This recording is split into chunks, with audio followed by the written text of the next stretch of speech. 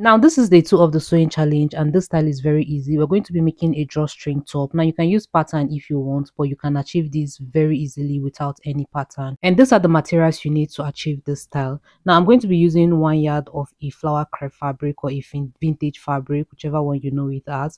Now this is 1 yard, that's what I'm going to be using. You can use 1.5, it depends on how free or how big you want your top to be. Now from the lengthy part of the fabric, go ahead to fold it into 2 this way and further fold it into 4 again, so we can begin with the cutting.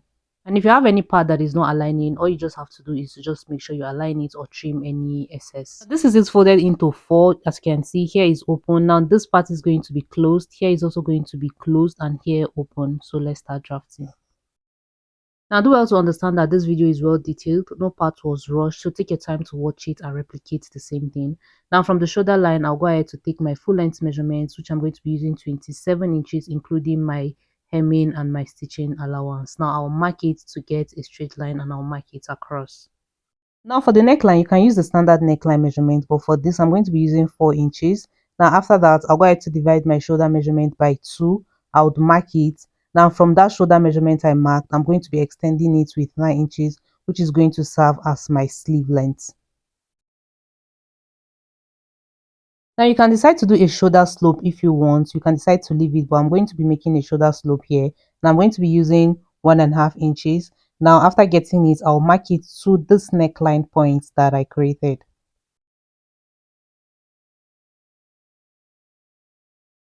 So now the neck depth I'm going to be using for the back, I'm going to be using basically just 1 inches. And now for the front, I'll be making use of 4 inches for the neck depth. You can extend yours if you want, but 4 is perfectly okay for me. After that, with my freehand, I'm just going to create a very nice curve. You can use curve ruler if you want to be on a safer side, but with your freehand, you can still get a perfect curve. And now for the armhole opening, from the shoulder slope, I'm going to be going down by 8 inches. Now you can extend it, it depends on how wide you want it to be. But including my sewing allowance, 8 inches is very okay for me. Now on that 8 inches we marked, I'm going to be dividing my round bust measurement by 4.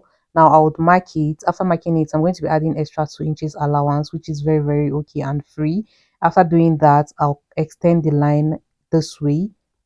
Now I'll go down to the full length where I have my upper hip measurements. Now I'll divide whatever I got by 4 and I'll mark it there.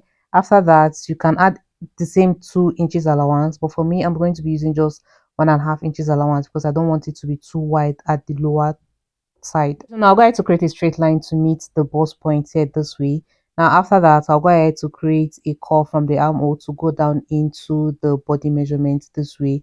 And this is to give the armhole a very perfect fit and also to relax very well after sewing. And at this point, it is safe and okay to remind you to subscribe to this channel, turn on your post notification to be notified anytime I upload new video. Now for this top, I want it to have a slit by the side. Now I'll be going up by 4 inches from the full length. Now when I'm cutting it, I'll remember to notch that part.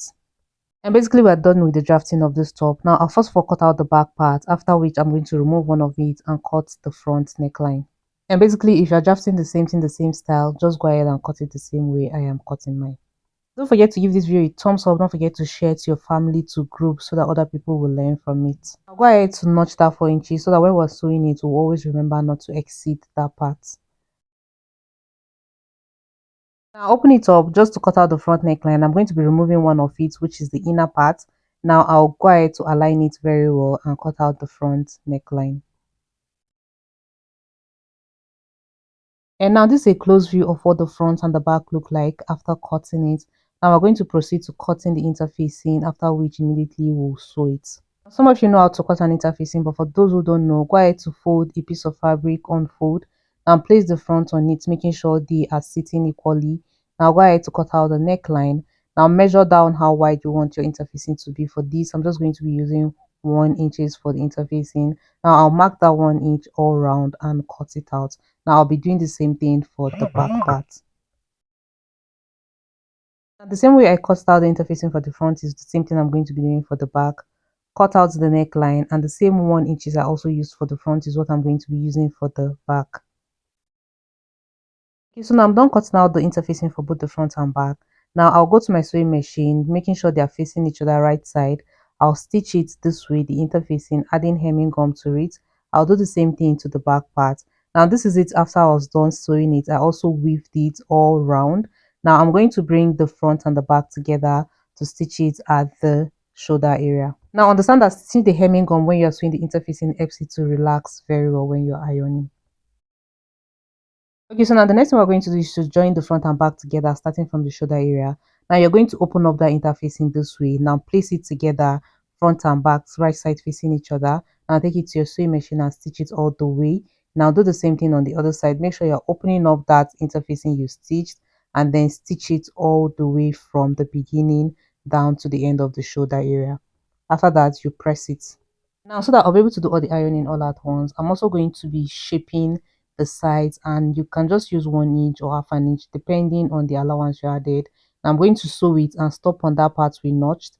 I'm going to be repeating the same thing here. I'll sew it and stop on that part we notched. Okay, so this is it after I was done with the sewing. I stitched the neckline, I ironed it, the shoulder and the side, and also make sure I notch that armhole cuff part so that it relaxes very well. I also hemmed the sleeve, and now we're going to sew and create the channel for the drawstring. So here I cut out 4 straight pieces of fabric, 2 for one side, 2 for the other side. Now I used just 1 inches. You can use 1.5, but 1 inches is perfectly okay. Now I'll fold it here, further fold it again, and then fold it double this way, and I'll go ahead to stitch it. Now after top stitching the drawstring, here we have it. Now I'll go ahead to sew the channel to insert this rope.